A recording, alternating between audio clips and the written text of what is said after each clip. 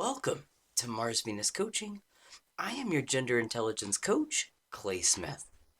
And in today's video, I want to share with you a relationship tool for how you can express negative emotions on paper rather than risking the temptation of sharing those feelings with your partner and potentially starting an argument or a fight. I'm going to explain 3 steps of the feeling letter process. I will also demonstrate a personal example of a feeling letter that I've had to do. I'll also leave you with practical insights of why this feeling letter technique is so important for handling those big emotions without doing irrevocable damage to your relationship. So let's get started. First of all, I want you to recall a painful experience that you had led to some pretty significant negative emotions. Remember that incident. Could be an argument, a fight, could be a major life event that shaped who you were. Remember those emotions that you were experiencing in the beginning. What were you so upset about? What really frustrated you about that whole situation? I mean, who was it that pissed you off? What were you sad or disappointed in regarding that situation? What were some of those concerns or worries you had? What were you afraid of? What were you sorry about with that whole incident? Were there some things that you wish have happened differently than what actually happened? Go back and recall that incident. Remember the setting. Step 1 of this feeling letter process is to find out who you're going to address this feeling letter to. Pick a person. It could be a parent, a friend, a partner, a family member.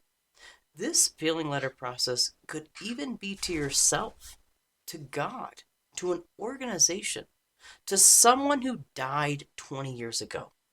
It doesn't matter who you pick it to. Pick it to someone who this incident revolves around. And begin your letter. Dear so and so. For the next 3 minutes, write down all that you're angry and frustrated about. Put it out on paper. You can have blame, you can criticize this person, you can express your judgments. Get all of that frustration out of your system. Then move to sadness and disappointment. Spend about 3 minutes or so expressing what saddens you the most of this whole situation. Then you're going to move to sorrow. Now, sorrow is a tricky feeling because there's 2 types of sorrow. There's feeling sorry for, like it's your fault, sorry for not doing this or for saying this but doing something else. And then there's some things that you're sorry about that really had nothing to do with what you said or did or didn't do. Give you an example. Let's say you planned a picnic on a beautiful summer day. You get all packed up with your friends or family, you get all set up, and all of a sudden, a front moves in and you guys get rained out. Yeah, you're sorry you got rained out. That's not necessarily saying that, yeah, it was my fault, I control the weather.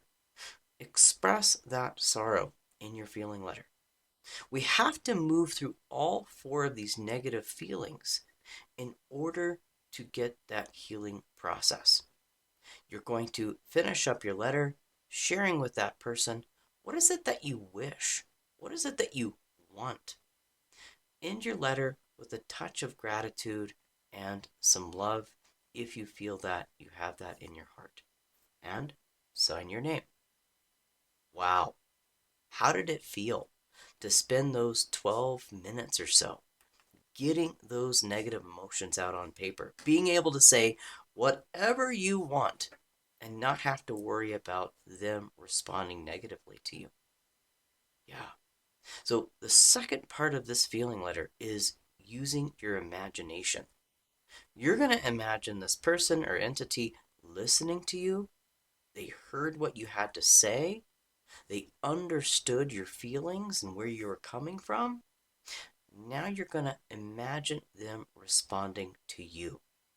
This is called the apology letter. Now, I can go ahead and hear you say, "But Clay, you don't know my husband. If I shared these feelings with him, he would just find something to blame me about, bring up the past, and turn it on me. But you don't know my dad. He would never take responsibility or apologize for what he did when I was in the third grade." Right. You're going to have to use your imagination in this whole process. So you're going to begin your apology letter from that person addressed to you. "Dear so and so, I am so sorry for, sorry about." Spend a couple minutes on this apology letter, having them express what it is that they're sorry for. Have them take full responsibility of that situation. Spend a moment and what would you want to feel validated or supported on? Put that in your apology letter. What would they want to promise you or make a commitment, maybe to change, to do better, to avoid doing what they did that hurt your feelings so much? Have them make those promises, make those commitments, have them compliment you, maybe express some gratitude for how you handled it, and that you want to reconcile with them. Lastly, in this apology letter, have them request forgiveness from you.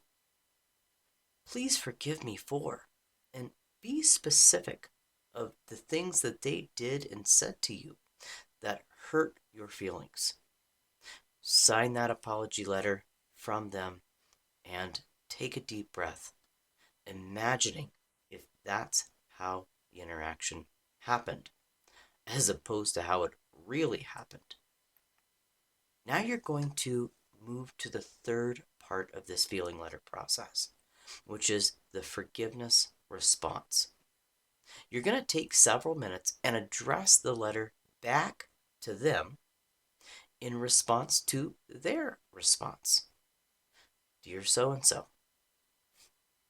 try if you can feel some gratitude for them coming to you, them taking responsibility, them apologizing, maybe gratitude for making some commitments or promises on their side that they're going to follow through. Express if you have any acknowledgments or understandings about maybe where they came from, what they were dealing with at that time, what was happening in their life that caused the domino effects, which caused that major outbreak. And now we're left here with all of those emotions and hurt feelings. In this forgiveness response letter, you're going to express your forgiveness for what they did or said to you. Now, if you're not quite there, I understand. Forgiveness is a choice, but this healing process does take time. And you might not feel 100% on board to say, "Yep, forgive you, slate, wipe clean, we're good to go." If you're not at that point, that's okay. At least express, "I want to be able to forgive you for." And be specific. A lot of times we get out of processing these feelings by just kind of stamping this whole, "I'm sorry, I forgive you, we're good to go." But right now in this contemplative exercise, we're allowing yourself to bring up those emotions and process that apology from this person and find that forgiveness for specific things. So spend about 2 to 3 minutes composing this letter from yourself to this person and acknowledging that forgiveness or "I want to be able to forgive you for." Try and find the love and reconnect with this person emotionally in this feeling letter as you sign your name and conclude it. So, how does this technique bring about healing. This feeling letter technique comes from John Gray's book, What You Feel, You Can Heal. This was actually John's first book before his Men Are From Mars and Women Are From Venus concept took over. In this book, John talks about the unconscious mind and the role it plays in healing past traumas. He talks about how the unconscious mind doesn't know the difference between an imagined event and a real event. That's what makes movies so entertaining. For an afternoon on a Saturday, we're able to walk into that movie theater, big screen, surround sound, put ourselves in that movie and imagine what was going on. So when we're watching that movie about that dog that got hit by the car and that little girl just cried her heart out because she lost her little friend, oh, so sad. We can feel that sadness. When we watch that movie about that little old couple that finally made up after a tumultuous breakup and they finally reconnected at the end as the credits are rolling out, wow, it really ties on those heartstrings. We can put ourselves in that movie and feel what was actually going on, even if it's all made up. That's how the healing process takes place. We have your original movie of what happened. This person not apologizing, no closure was made, no forgiveness was made, just kind of left out in the open to fester. Now we're rewriting our story. We're creating a new movie of being heard and understood, processing those feelings, putting that out on paper, imagining them listening to us, responding with kindness and asking forgiveness and making those apologies. Then we are getting that closure by finding healing by forgiving them and reconnecting with them emotionally. So we have two movies now. And the unconscious mind's going to say, which movie do I want to keep and which one do I want to get rid of? Yeah, let's throw the old one out, the one that hurt our feelings and nothing ever moved on, and let's take on this new supportive movie. That's how this healing process works. It might not seem like you're making much of a difference spending 20 minutes on a Saturday journaling out some feelings, but this is where the healing process takes place. That's where we need to trust the process. So, what's the point? Why is this a relationship tool? I mean, this is all about you spending time by yourself, journaling these feelings. What does this have to do with my relationship? I don't know if you noticed, but the good majority of who you would address this feeling letter to has to do with the people in your life, the relationships that you currently have, or the ones that you used to have. That's why it's a relationship tool. In relationships, when our partner kind of steps on our toes, when people say some mean shit they don't mean, when mistakes are made and those feelings get hurt, those negative emotions begin to fester, when we try and communicate to that person what we want or need, trying to help them help us heal our feelings, but it's backed up with a bunch of negative emotions, that's going to elevate our partner's cortisol levels. Think about it. When your partner approaches you and they are very, very upset with you, that's going to elevate your stress levels. For a human, when we undergo stress, all of the blood in the brain stops flowing to the prefrontal cortex. That's the part of your brain that basically separates you from behaving like a monkey. And it goes to the back part of the brain, the reptilian center. That's your fight or flight center. So when we experience stress, we're going to lash out to try and fend the bear off, to fight back, or retreat, get away, check out. So in a relationship, We don't want to fight with our partner. A lot of people take the checking out route. But when you communicate wants and needs to your partner, hoping they'll change a behavior to better support you, do you think defensiveness or checking out is going to be a proper response to make some behavior changes to improve the relationship? No, not at all. So when we're communicating with those around us, our needs, our wants, our boundaries, removing all of those negative emotions, pushing those off to the side, processing those in a proper way, now we can state our wants and needs, and our partner can hear us. They can understand where we're coming from, and they'll certainly be motivated to want to better support us.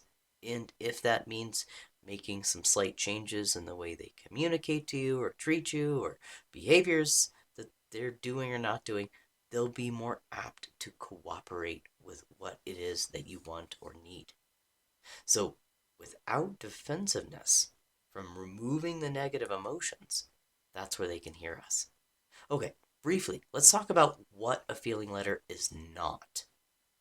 This is not solely a rant on paper. A lot of my clients get the impression that the feeling letter is just a time to express all the things that they're angry about, they're frustrated with, they're pissed off about, and then they leave it at that. If we don't move through those four emotions, imagining that apology letter happened, responding with forgiveness, or at least a preference to want to be able to forgive, that healing is not going to take place. In fact, it's just going to get worse.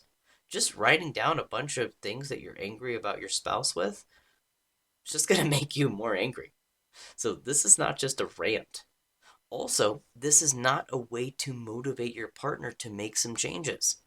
Remember, when you approach your partner with all of these negative emotions, they can't hear you. They're not going to be motivated to make changes to support you.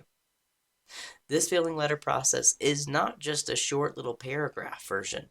Okay, so don't think, well, I'll get on my phone, I'll create a note section, I'll write 5 or 6 sentences. That's my feeling letter. No, this is grief work. This is contemplative work. This takes time. I would say take about 18 to 20 minutes on a laptop typing or perhaps maybe pen and paper, slowing down those emotions when you're physically writing it out. That's how this healing process takes place. Just ranting, just writing a short little blurb, this isn't going to make feeling letter process be able to help you at all. So let me give you a personal example just so you can kind of get a better example of how this works and apply this process to your own life. Let me tell you about my pet. Her name was Polly, a little miniature parrot. She was my little friend, my little buddy. She was so snuggly. She would kind of get up in my neck and kind of get all snuggly. She went everywhere with me, just my little friend. And for summertime, growing up, one of the things that we always looked forward to every summer was going to Missouri to visit Mamaw and Papaw, my mom's parents. We'd all load up a car, get everything we need. I'm sure, one of the siblings would bring a dog. I always brought Polly. We'd drive 12 and a half hours to Missouri and hang out, play games, take walks. They had a big farm. It was a great time. So I brought Polly with me, right? She travels with me everywhere. Well, one time I went to sleep with her because I said she was so little snow snuggly. And instead of putting her in her little travel cage, covering the cage, see in the morning, I just thought, you know what? I'll let her snuggle up with me tonight. Maybe I'll just stay really still so I don't like roll over on her. Well, that plan didn't work out because the next morning I woke up to a dead bird in my bed, stiff as a board. I must have rolled over on her, whatever happened in the night, and dead. Oh my gosh. I was so upset. So sad. This ruined my trip. Totally. I had all these negative emotions that I wanted to process. And because this really wasn't anyone's fault but my own, I kind of turned on myself and became my own worst critic. Anytime I would make a mistake in the future, that critics committee would just take over, beat me up. And then I would remind myself of the mistake I made with Polly, which exemplified the guilt and shame. So, as I learned about this feeling letter process, I wrote a feeling letter to myself in trying to process all of these negative feelings. So, I just want to spend a couple minutes with you giving you a brief example of how we can utilize this event with the feeling letter technique to get that healing that I need. Now, like I said, I can't really blame anyone else but myself. So, in this feeling letter, I wrote it to Clay. I kind of imagined like this older, wiser version of myself was writing this little, like, preteen version of myself who, made this mistake. And that's how I got that healing. So, I just want to start. Dear Clay, man, I'm so angry at you. You're an idiot. What the hell were you thinking? To snuggle with the little parrot at night? You're gonna roll over on it, dude. Come on. So frustrated. You don't listen to the rules. You're always taking shortcuts. I'm angry that you can't just listen. Why didn't you just spend 3 minutes, get up, put her in the cage, and be done with it? What were you thinking? You're such an idiot. Then I moved to sadness. I'm so sad and disappointed in you. Wow, that one decision lost your pet. Do you know how expensive parrots are? So sad. What a disappointing trip. Oh, I can imagine what you're feeling.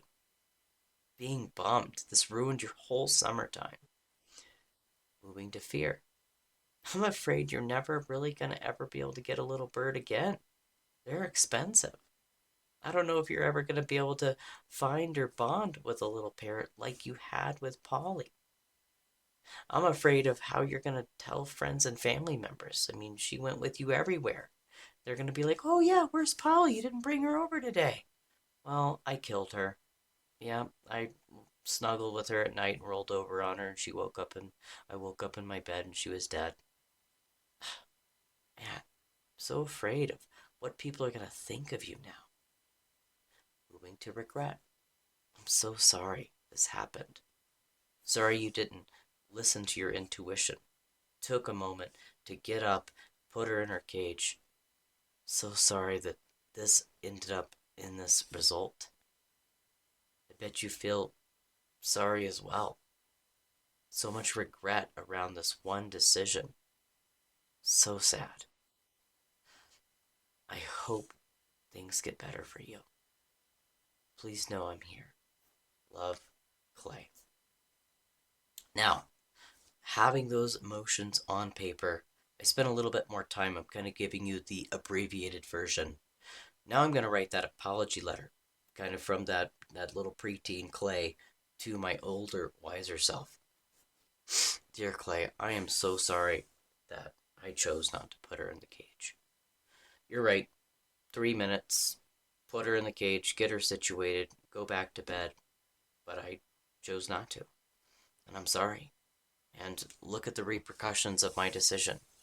I take full responsibility of that. And I understand that that choice led to so much sadness and disappointment and loss and just hopelessness. I can imagine how you're feeling. I mean, you would have probably still had that little parrot on your shoulder now. They lived probably 20, 30 years. That was your lifetime friend. And she's gone. I'm so sorry. Please know that I'm here for you. I'm here to support you. I love you.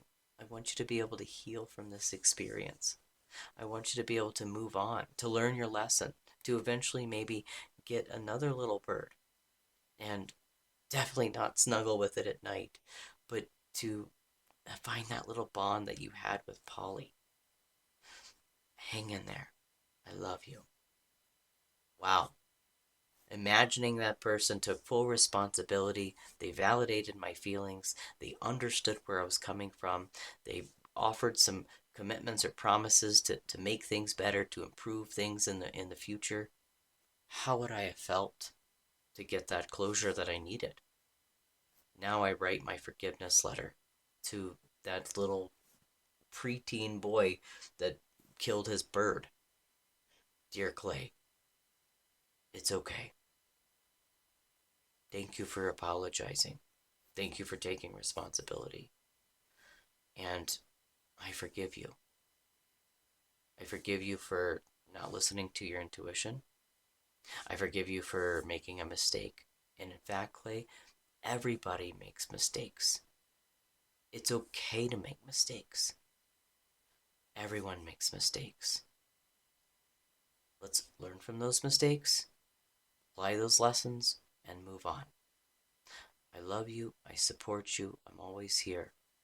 And it's okay. Everybody makes mistakes. And I finished my letter. Going through that process, one of the things that I realized was that powerful concept that everybody makes mistakes. So, had I not done this feeling letter process, anytime I would have made a mistake in the future, boy, that critics committee comes in, tells me what a piece of shit I am, reminds me of all my failures and mistakes, and ups that perfectionistic block, which sets me back from moving forward in life. Applying this feeling letter technique, I was able to understand and forgive myself. And now, when I do make a mistake moving forward, I can remind myself that everyone makes mistakes. That's where this healing takes place. So I really recommend that you utilize this relationship tool in your life. You're not going to have to do this on a regular basis, but when you are experiencing those big emotions, and if it's about your partner, a friend, or a family member, it's going to seem like I want to go to them and tell them how I feel, and maybe they can apologize and make it better. But again, we can't do that because that's going to stress them out, put them in fight or flight. You're going to get that defensiveness. You're not going to get that healing process that you need. And also, you know, these things take time. If it was a very traumatic event, um, it may take several feeling letters to process and deal with these emotions. I kind of compare it to like an onion. You know, those layers of an onion. Let's just arbitrarily say that there's 19 layers to removing that onion, to getting to the heart of that onion, which is the heart of you, which is love and connection and forgiveness.